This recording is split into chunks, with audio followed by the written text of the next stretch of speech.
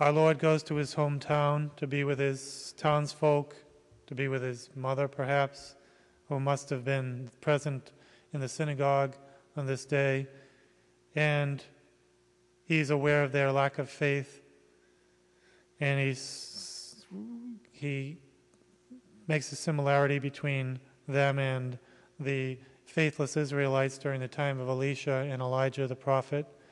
And so the townsfolk are incensed and filled with fury and want to kill him and then plan to kill him, and we're going to kill him. But he walks through their midst through his divine power. And this can remind us of how we need to act in our own hometown, in our own home place, in our own home where we live, how we need to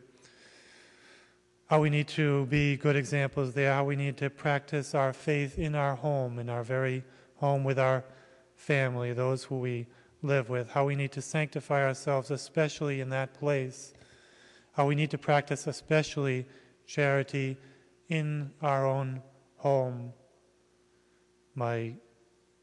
One of my aunts, who was a sister of mercy, she used to say the old saying, you always hurt the ones you love, the ones you shouldn't hurt at all. Those who we live with, our loved ones, we always tend to think that we can act differently with those who we live with, and yet it is they who we should be practicing the most charity to.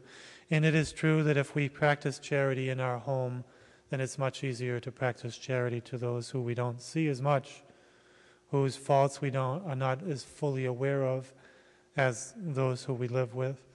So that's our concentration, to focus on charity with those who we live with, to be saints with those who we live with.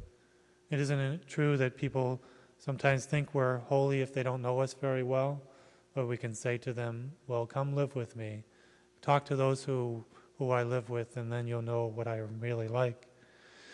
But it is in the home that we need to sanctify ourselves. We need to show this charity and practice this faith and live a life of prayer and good works and good example.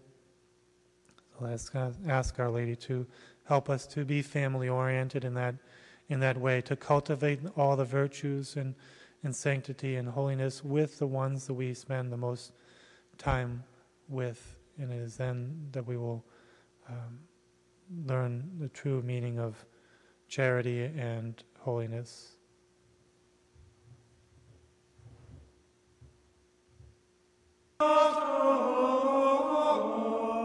Misericordes